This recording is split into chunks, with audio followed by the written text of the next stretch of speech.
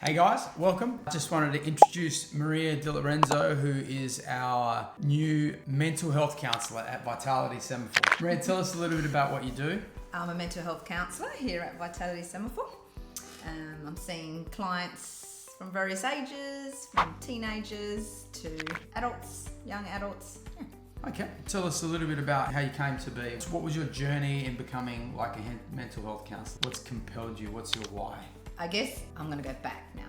Go back. Let's go. We're going way back. Way back. So my mum, she didn't drive. So as a little girl, we'd have to walk home every day after school from 2Ks every day after school from 5 to 12-year-old, and really listening to my mum's story. Like she didn't speak English, and she'd always tell me, I've got sick nerves, and really struggling with her mental health and physical health and everything. So I just really, sort of became a bit of a mental coach for my mum, and then eventually I just got into the physical fitness industry and really loved it. In that instance there, you were coaching your mum in the walk to school and back? Yeah, deep talks and about life, and it was it's amazing. It was great. Yeah, okay. Beautiful. Interesting. Memory. Yeah. It's pretty tough being a kid walking 2Ks to school now. Yes. I guess whether it's 10Ks or 2Ks or 500 metres, everyone's got their own mindset, and yeah, it was tough, but it got me to be a state cross-country runner, I guess.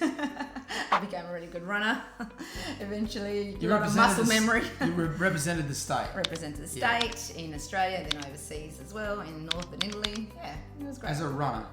And so you're a mental health counsellor, and so what were you doing before that? So yeah, then I transitioned just from the love and passion of running. I wanted to help people as well through the physical realm and goals and intentions, and I became a fitness instructor, lecturer, educator, mentor, coach as well, and did that, still doing it as well, 33 years.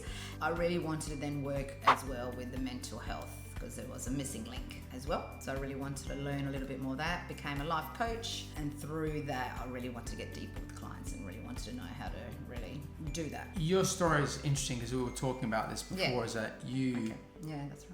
You had no background in sport aerobics. No. So no dance, no gymnastics. No. But you decided that's what you wanted to do. Yeah. And you had some issues with your hips and your legs and stuff like that. Yeah, had a developmental dysplasia of the hip, which no one really knew about.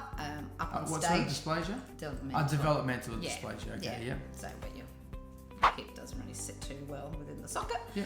Yeah, and so there wasn't pain, but the technique. Flexibility. Flexibility. Internal rotation, right? Which is no good if you're a gymnast, right? But there was this need. I totally believed that I could achieve whatever I could achieve in my 20s. Just set on a path, found all the best coaches, mentors, trainers, and through that. Do you think that formed your passion for what you do, in the sense that you had people help you not only physically, but coach you to a higher level of standard and belief in yourself, effectively, right? Because you don't make state champion, reigning state champion, representing the country, top 2, top 3 in the country, without having a high self-esteem and a belief in yourself, right? There was negative moments, but then the tools that I was taught to acknowledge them and then overcome them in the most crucial time, like walking on a stage or being side stage, then all of a sudden having this, but if I fight, that I had to sort of stop that, cancel that thought. And I got taught amazing tools, and that's where I really thought, well, this can help every person that's struggling with some sort of health issue, or wanting to be their best or the best CEO they possibly can be. So these tools are quite fundamental for everyone and everything. So like being on stage is a crisis because everything comes together at once. Yes. And having the tools to help you overcome that stressful moment is what you learnt from the people that coached you, right? Yeah. And then I believe you became that person for your people as well. You were coaching school kids. Yeah, coaching. And they did pretty well. School kids as well as, they did well. I remember getting a group of girls, and no one really had any. I remember this discussion. I said, I don't know these girls. I'm going to try and help them, but I don't know where we're going to get with it. And then where did they get? National champions. Champions. Yeah. And they went to Worlds, right? I love the underdogs. Yeah. It's just that inner belief, and no matter what, of course there's going to be people telling you can't do something. That's just normal life. But yeah, it's what's inside that. Through that journey as well, then being HR overseas in Italy, opening up various health clinics, and then basically the first visit for thousands of people, like thousands, not 10,000, but at least 4,000 people. Yeah, initial assessment. And what did you discover from talking to people about their health issues and coming in with back problems and neck problems and headaches and stuff like that? Which chiropractic's great with, but what was your understanding as a non-chiro? Yeah, no matter the physical pain, it's overcoming that fear, the doubt, the control of feeling out of control when you have a physical ailment as well, like how best our mental capacity can help but just be with that ailment. The connection between the physical, mental and the spiritual is really important. The alignment, you can achieve that. And so you went from yourself as a child feeling like you were the listener and helping your mum, and then you went to being an athlete where people were coaching and mentoring you, to where you became the coach and the mentor, and also lecturing, teaching in fitness leaders course for another 20 odd years, and then you went on to do life coaching.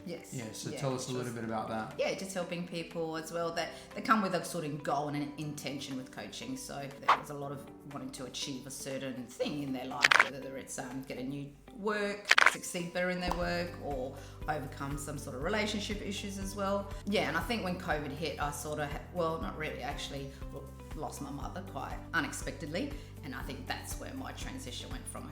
That grief, how can I just help people through that, the deeper emotional distress? That's where I really want to work towards. And we like to categorize things, and they're not always 100% correct, but in my mind, from what I understand, what you did as a life coach is helping people sort of try to achieve goals effectively. You're not stopped by anything, but you want to move forward and you want to set a plan to achieving more. And as a counsellor, it's like you've got more tools now to help people that are being blocked, have fear or something stopping them, helping them over the hump with tools that allow them to overcome their stresses and move forward. And informed by trauma-informed care. Because we've had... What's that? What do you mean by trauma-informed? Things that might have happened in life, unexpected things. And doesn't have to be big, grave. Definitely grief and loss. But even maybe losing a job or your child leaving home. It's stuff that we want to work through too.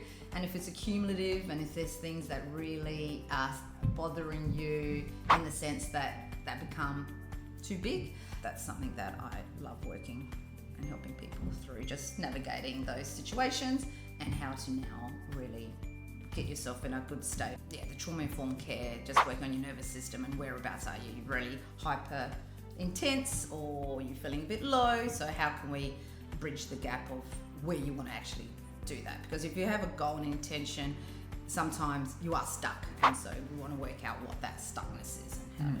So, Maria Di Lorenzo, mental health counsellor, you've gone through various transitions in your career leading to where you're up to now. You're a good listener. You've seen a lot of people over decades in helping them overcome particular issues and improve their quality of life. What's your why now? What are you excited? What sort of people are you seeing you find you're particularly good at helping? What sort of stuff is it? Is it a thing, or is it a type of thing? Is it mums transitioning, or the kids are at home or going back to work, or is it teenagers? I see you working with all sorts of people, but what would you like to be seeing more of? Because you're just good at it. I think whether a teenager, a 22-year-old, 30, 50, 60, 70, 80-year-old, the most thing that I think is my strength in helping others is allowing them to see what's going on now, allowing them to go through the thought process, the emotions of going, okay, so where am I now? And what's going on here? Because sometimes we forget about now. We're thinking in the past and we're going too much in the future. So it's just that bringing that here now and then coming out with solutions to certain things that you want to achieve, what's going on, and also working on a strength-based approach. And we forget about what our strengths are in life because there's so much chaos going on. We're living too much maybe in our heads, and just sometimes it's bringing it out forward. And I guess what happens, especially with me, counselling is just people tend to open up and find that sort of spot in that moment and go, okay, I get that, and you can work out a solution when you can speak up and allow people to talk. Can you share an example with us? Okay. Well, I'll share an example, yes. Okay, so I saw someone just, a few weeks back. They were feeling unsure about, they couldn't sleep, so they're quite stressed and anxiety, and it was quite related to maybe a workplace stress. And just going through a few things, even mindfulness-based CBT, cognitive behavioural therapy, they worked out that it's something they could adjust that allow them to not feel so stressed. What was the outcome? What they did say is that he was going to allow to release some pressure from himself. He was putting a lot of pressure on himself, and by the end, he was realising that, well, maybe I'm just putting too much pressure on myself. Yeah. Just to be kind to myself, and that was quite powerful. Yeah, okay. Yeah, we can all do that, can't we? It's about coming to that realisation yourself. Yeah. We've covered your why and how you got here, covered sort of the sorts of people that you can help with and the techniques that you use, covered some of your background stories, which has been great. And I just think it's familiar, familiarity really helps because mental health counselling, when it's mental health stuff, it's tricky to make that first phone call because you don't really know what to expect. Yeah. And so if you feel like you already know someone, I think it makes it a little bit easier. At the end of the day, I love seeing people because you have the answers to what you need. And sometimes you've been so stuck trying to work things out in life and things, what's going on. As a counsellor, I'm a sounding board, and those answers of what you want in your life and how you can achieve it and what's troubling you and the issues and the feelings, you have the answers. And so that's really fundamental in moving you from that stuckness as well. You have such an interesting journey, Marie. Yeah, definitely. From walking all those years with my mother and listening to the words, what was coming through,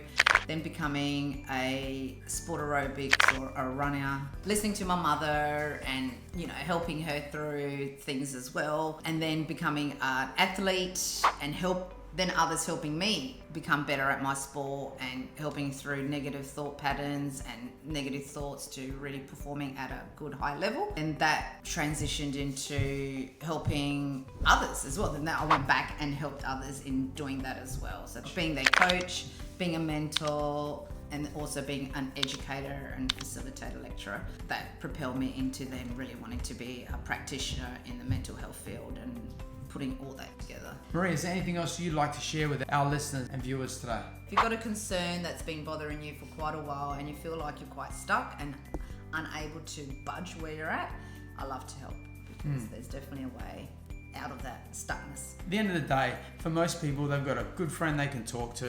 Yeah, but for a lot of people, they don't have someone they can talk to without judgment. Yeah. And sometimes it's having a person that's a good listener and someone that can help ask you the questions to help you overcome your challenges in life. And sort of that's the way that I see it, because I like to see it in a pragmatic sort of way. I know things don't always fit in boxes, but I try in my own mind, it's like, if I'm going to do something, how's it going to help me? Thanks for viewing today, guys. We'll see you on the next video.